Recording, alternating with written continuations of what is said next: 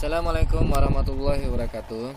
Kita akan masuk ke pertemuan ketiga, sistem informasi akuntansi dan keuangan. Pertemuan 3 dengan topik kali ini adalah siklus pendapatan. Nah, apa saja siklus pendapatan itu kita akan bahas di pertemuan ini.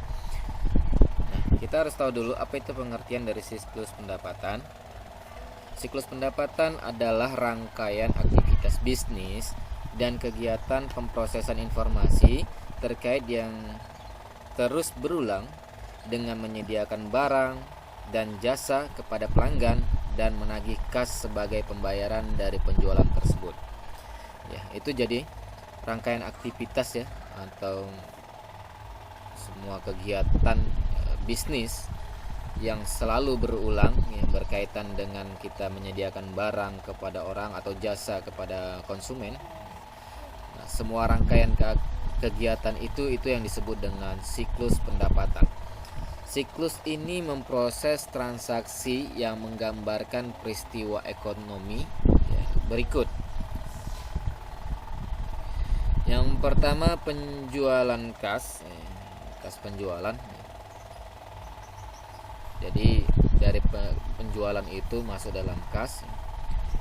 Selanjutnya penjualan kredit yang kita pinjamkan ke orang lain ya. Penerimaan kas, ada penerimaan kas. Ada permintaan barang dari konsumen. Ada penerimaan barang dari supplier. Selanjutnya mencatat kewajiban untuk membayar barang, catatan, dan membayar untuk barang itu.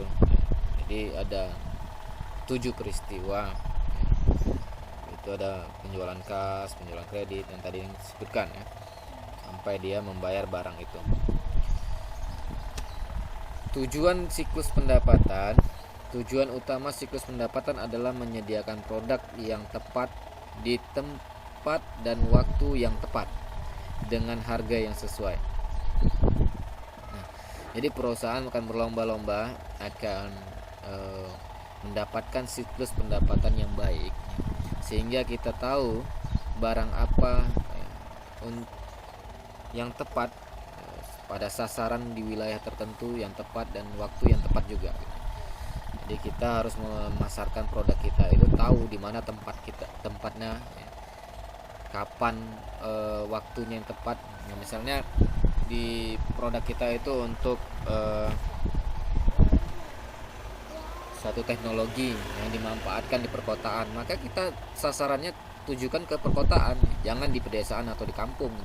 Atau kalau kita memasarkan produk yang memang tempatnya itu adalah di kampung atau di pertanian, maka di sana kita pasarkan. Nah, tapi kalau ada yang berkaitan waktu, misalnya dia akan peralatan ini atau produk ini laku ketika musim tertentu, musim dingin, musim panas, atau musim hujan, itu akan disesuaikan. Ketika kita menyesuaikan apa yang kita jual, maka kita akan mendapatkan pendapatan yang baik. Tujuan-tujuan khusus yang ingin dicapai perusahaan dalam pelaksanaan siklus pendapatan yaitu: yang pertama, mencatat permintaan penjualan secara tepat dan akurat. Jadi kalau ada permintaan dari barang atau produk yang kita tawarkan, itu harus dicatat dengan tepat dan akurat. Jadi kita tidak boleh salah ya, tidak boleh salah. Ini penting sekali kalau kita dalam perdagangan, baik di secara online maupun offline. Kita akan pasarkan barang kita, itu harus secara tepat dan akurat. Yang kedua, memverifikasi kelayakan kredit konsumen. Jadi kita akan verifikasi kelayakan dari konsumen tersebut, layak nggak diberi kredit konsumen tersebut. Jadi kita lihat juga histori dari dia, apakah dia pernah meminjam atau tidak, apakah dia punya keuangan finansial yang bagus untuk bisa melunasi kredit. Jadi tidak sembarangan, karena kita perusahaan juga bukan hanya meminjamkan tanpa harus dikembalikan. Jadi harus ada keuntungan di sana. Jadi ketika pun dia akan macet di tengah jalan, kita harus perhitungkan, perusahaan harus untung terlebih dahulu. Selanjutnya, mengirimkan barang atau memberikan jasa tepat waktu sesuai dengan perjanjian. Nah, ini ada barang, jasa. Yang tadi yang berdasarkan permintaan, apakah dia itu cash atau kredit, maka kita akan berikan jasa itu tepat sesuai waktu yang dijanjikan. Selanjutnya, melakukan penagihan kepada konsumen pada waktu yang tepat dan dengan cara yang benar. Jadi jangan sesuai dengan perjanjian ya, kapan waktu penagihan, sampai berapa lama durasinya, dari tenggang waktu sekian sampai sekian per bulannya, itu harus jelas waktu saat pengajuan kredit. Selanjutnya, mencatat dan mengklasifikasi penerimaan kas secara tepat dan akurat. Jadi yang diterima itu harus jelas ya. Kalau kita sebagai sales, itu yang kita masukkan ke dalam kas itu dari mana dapatnya datanya, itu harus dicatat dengan baik dan benar ya, jangan nanti bercampur-campur sehingga kita tidak tahu apa dan dari mana kita dapatkan kas tersebut. Selanjutnya, mengirimkan uang ke pemasok yang tepat ya, jadi sesuai dengan pemasok yang tepat, kita akan kirimkan uangnya ke sana sesuai dengan barang yang kita ambil dari pemasok. Menjamin semua pengeluaran kas berkaitan dengan pengeluaran yang telah dijanjikan ya, jadi semua kas berdasarkan yang pengeluaran yang telah diizinkan, maksudnya diizinkan.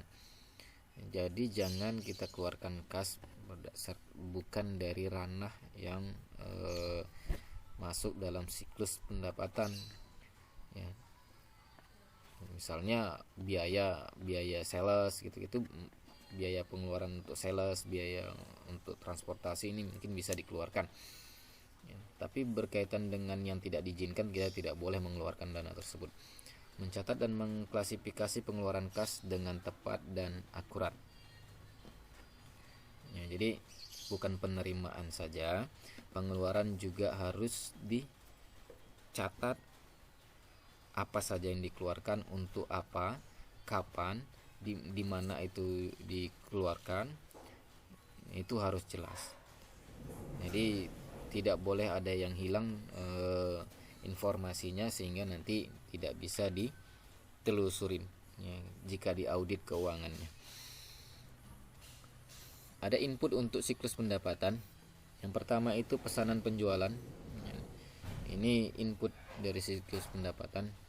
Inilah masukan dari pendapatan yang pesanan penjualan ini atau print number, dan biasanya disiapkan dalam beberapa salinan ya, ini pesanan penjualan A, B, C, ini akan disalin ya. Kalau secara sistem maka dia akan tersimpan di dalam database dan dengan baik ini. Selanjutnya ada faktur penjualan, dipersiapkan setelah pengiriman barang atau pemberian jasa.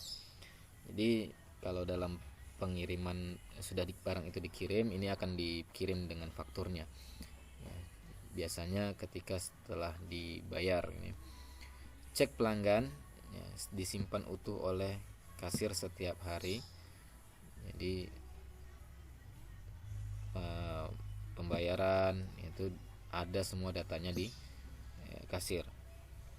Selanjutnya ada saran remittance ya, berfungsi sebagai dokumen sumber untuk kredit ke piutang. Jadi remittance ini dokumen yang kita berikan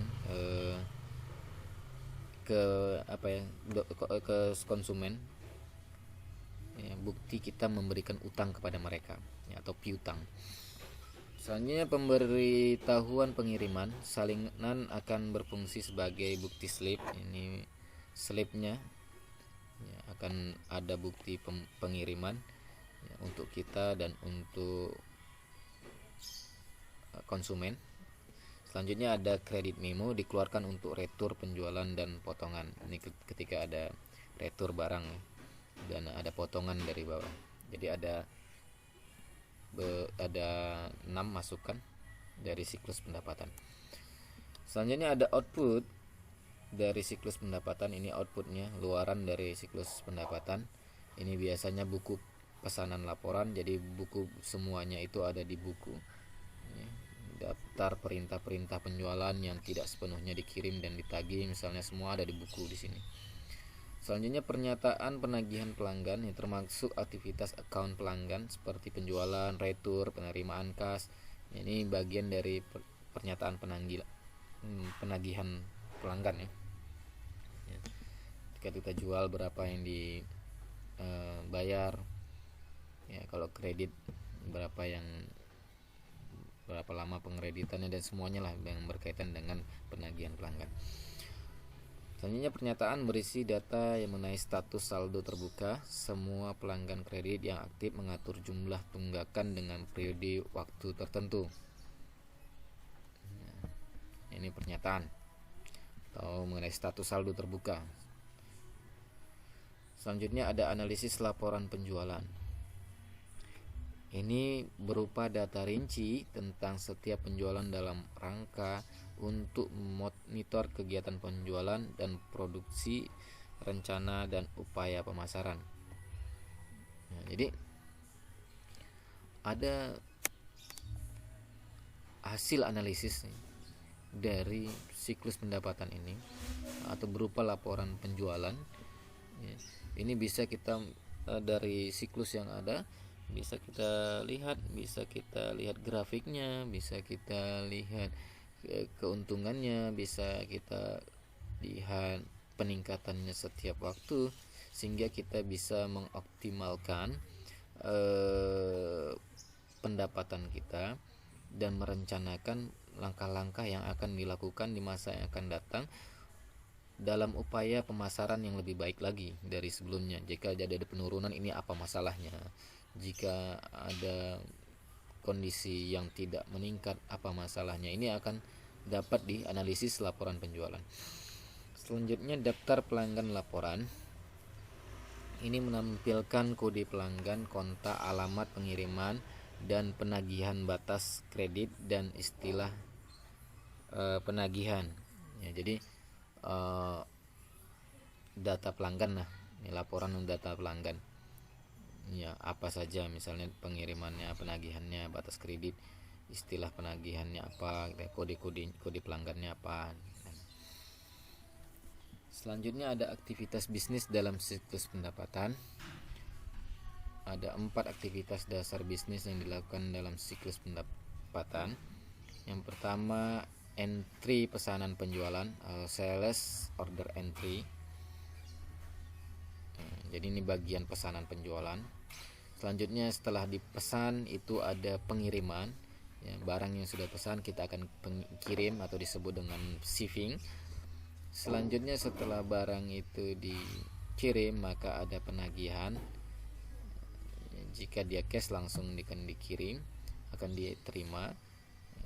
Dan piutang usaha, ini kalau kita beri utang kepada konsumen atau disebut dengan billing and account receivable.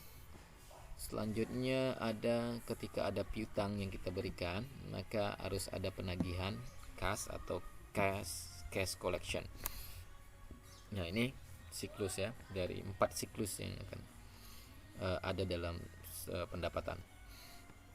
Yang pertama tadi ada sales order entry.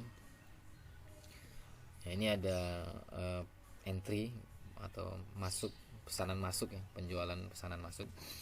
Proses entry pesanan penjualan mencakup 3 tahap. Mengambil pesanan dari pelanggan, apa yang pelanggan itu mau kita ambil, kita baca. Yang kedua diperiksa dan menyetujui kredit pelanggan ya. Ini kalau berkredit ya, kita periksa berkas-berkas pelanggan, kelayakannya kita setujuin. Yang ketiga memeriksa persediaan, artinya stok barang kita ada enggak yang sesuai dengan yang di entry atau yang dipesan oleh pelanggan. Langkah ini mencakup semua kegiatan yang terlibat dalam mengumpulkan dan memproses pesanan pelanggan. Jadi kegiatan-kegiatan yang terlibat, orang-orangnya ya, atau bidang-bidang yang memproses pesanan pelanggan ya, ini akan semua mencakup kegiatan tersebut.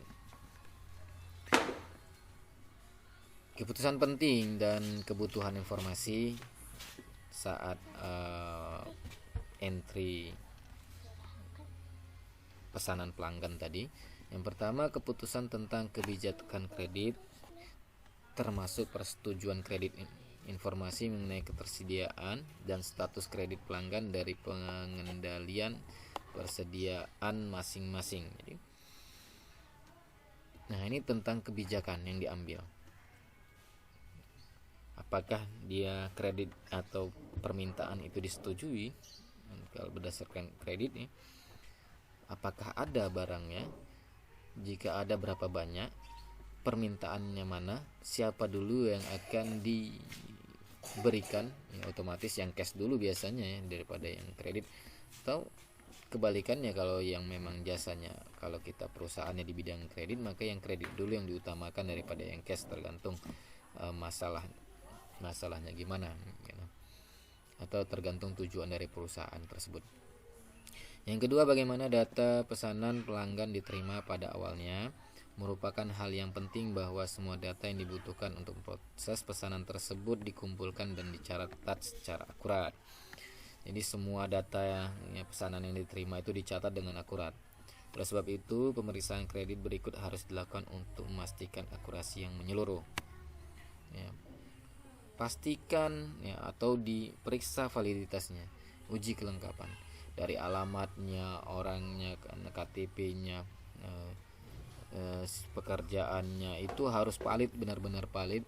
Ya kalau kita masih ragu itu tidak bisa akan diberikan. Jadi kalau udah memang dia valid, baru diuji kewajarannya. Ya kalau validitasnya ini belum jelas, ya uji kelengkapannya juga belum jelas, maka cukup sampai sini udah berhenti. Ya, jadi kalau udah ini jelas, baru dia masuk ke tahap kedua, uji kewajaran. Wajar nggak dia mengambil kredit dengan waktu sekian gitu. Bisa nggak dia menyelesaikan dengan waktu misalnya 5 tahun, atau nanti dia ngajukan 5 tahun maka kita undurkan menjadi 10 tahun karena dia tidak masuk dalam kategori yang bisa melunasi dalam jangka waktu 5 tahun misalnya. Nah setelah itu baru kita setujui kredit itu, persetujuan kredit ya. Ada otorisasi umum, batas kreditnya berapa. Selanjutnya ada otorisasi khusus, pemeriksaan batas tersebut ya. Ya, artinya di sini bagian ketiga ini disetujuin, tapi berapa sih batas kreditnya, batas waktunya, dan lain sebagainya. Ini keputusan penting.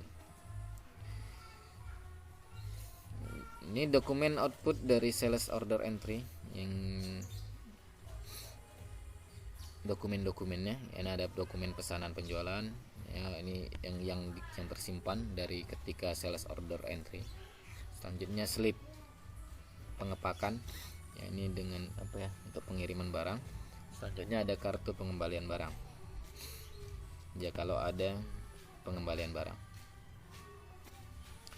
Yang kedua tadi, setelah ada permintaan ada pengiriman atau shipping ya. Ini sebuah aktivitas dasar ketika ada siklus pendapatan ya, atau penjualan. Yang kedua adalah pengiriman barang. Aktivitas dasar kedua dalam siklus pendapatan adalah memenuhi pesanan pelanggan dan mengirimkan barang dagangan yang diinginkan tersebut. Proses ini terdiri dari 2 tahap, mengambil dan mengepak pesanan. Jadi yang penting ada dulu datanya, ada dulu barangnya, itu kita ambil dan di packing ya, di packing selalu dengan packing yang baik, maka dikirimkan pesanan tersebut ya. Jadi ada order, ada pengiriman. Selanjutnya ada pekerjaan gudang bertanggung jawab untuk memenuhi pesanan pelanggan dengan menghapus item dari persediaan. Jadi kalau ada yang diambil maka dikurangin persediaannya itu dari sistem. Jadi jangan tidak dicatat di dalam sistem, jadi kita tidak tahu apa yang harus kita persediakan lagi, berapa lagi yang harus kita beli untuk menyediakan persediaan barang itu harus tetap terjaga. Keputusan-keputusan penting dan kebutuhan informasi menentukan metode analisa pengiriman. Yang kedua, di rumah atau dengan outsourcing. Ya, kalau di rumah berarti pelanggan yang datang ke rumah, atau metode pengirimannya dengan jasa pengiriman apa, atau menggunakan outsourcing ya, pengirimannya.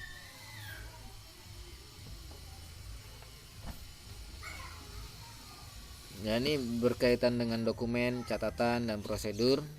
Ini kartu pengembalian dicetak oleh bagian sales order entry yang memicu proses pengiriman dan digunakan untuk identifikasi produk yang akan dikirim dari inventory. Jadi semua dokumen, catatan, dan prosedur ini harus ada di kartu pengendalian atau kendali lah ya. Dari inventory atau dari gudang sampai ke pengiriman itu harus jelas semua. Selanjutnya ada jumlah fisik dibandingkan dengan kuantitas pada kartu pengambilan dan slip kelengkapan. Jadi ada kartu yang akan kita kirimkan ke sana, kita lihat dulu jumlah fisiknya sudah sesuai atau belum. Kalau sudah baru dikirim. Berapa tempat pemeriksaan dibuat dalam dokumen pengiriman dipersiapkan. Jadi semua pemeriksaan harus jelas ya dokumennya. Produk yang dikirim harus baik, lengkap, dan siap untuk dikirim. Selanjutnya setelah dikirim maka kita tagih biayanya, billingnya, dan account receivable atau masuk dia dalam daftar piutang. Aktivitas dasar ketiga dalam siklus pendapatan melibatkan penagihan ke pelanggan. Jadi kalau udah dikirim ya, biasanya ada yang membayar dulu baru dikirim barangnya, ada juga yang dikirim dulu baru bayar ya, ini tergantung metode pembayarannya seperti apa. Selanjutnya memelihara data piutang usaha atau maintain customer account ya, jadi piutang ini auto update ketika dia bayar, dia langsung update di dalam sistem kita, jadi nggak boleh nanti ada 2 kali penagihan ya, tidak masuk. Nah, ada yang masuk ada yang enggak, ini akan merugikan customer sehingga customer tidak akan balik lagi ke kita. Selanjutnya penagihan yang akurat sangat penting dan membutuhkan informasi yang mengidentifikasi item dan kuantitas yang dikapalkan, harga dan syarat khusus penjualan. Ya, ini tentang penagihannya harus akurat. Berapa harganya, berapa ininya harus sesuai dengan catatan awal. Faktur penjualan memberitahukan pelanggan jumlah yang harus dibayar di mana untuk mengirim pembayarannya.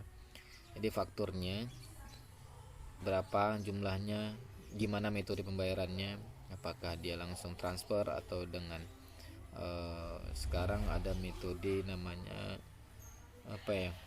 bayar di tempat ini. Jadi gitu kurir nyampai kita akan bayar ke kurir. Aktivitas penagihan kas atau cash collection, koleksi penagihan. Ini langkah keempat dalam siklus pendapatan adalah penagihan kas.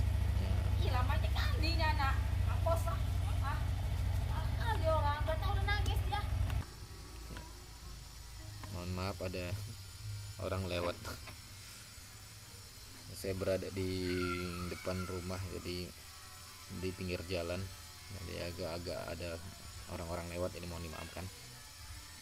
Selanjutnya menyimpannya ke bank deposito ya. Jadi uang tadi yang dikoleksi akan disimpan ke bank supaya tidak tercecer ya. Jadi biar supaya bisa dapat dikendalikan ya, jadi tidak lagi uang-uang pecah-pecah gitu ya, tidak uang cash yang dipegang itu akan hilang, akan rusak dan sebagainya. Cek diterima dan dikirim atau disimpan. Daftar pengiriman uang disiapkan dan dimasukkan secara online pelanggan, nomor faktur dan jumlah setiap pembayaran. Ini semua masuk. Sistem melakukan penjumlahan online, cek kredit untuk memverifikasi keakuratan entry data. Ini bagian nanti keuangan. Nanti kalau di Mayopnya ada ya alurnya. Nanti kita tinggal dicobakan nih di Mayopnya. Inilah bagian siklus pendapatan tadi yang kita jelaskan. Yang pertama ada, lihat tanda panahnya ya, sales order dulu. Di order dulu itu barang-barangnya oleh konsumen, maka di sini ada customer service atau credit service. Bisa langsung dia, kalau dia cash maka langsung dibayarkan, di servis langsung atau di kredit, bagaimana penanggulangan kreditnya, apakah diterima, kelayakan dan sebagainya tadi. Selanjutnya setelah disetujuin maka dikirim barangnya, bagaimana pengepakannya, bagaimana pencatatannya di bagian sini gitu ya. Atau pencatatan di gudangnya, bagaimana membandingkan catatan tersebut dengan barang yang akan dikirim sehingga valid baru dikirim gitu ya. Sehingga barang itu dikirim. Nah, setelah dikirim maka penagihannya gimana, atau dia masuk dalam account receivable ya. Jadi masuk dalam piutang kita akan memberi utang kepada mereka. Selanjutnya ada cash receipt ya, pendapatan atau collection ya, inilah siklus pendapatan ya. Jika ada pertanyaan silahkan ditanya langsung di WA atau di YouTube-nya. Saya tutup. Assalamualaikum warahmatullahi wabarakatuh.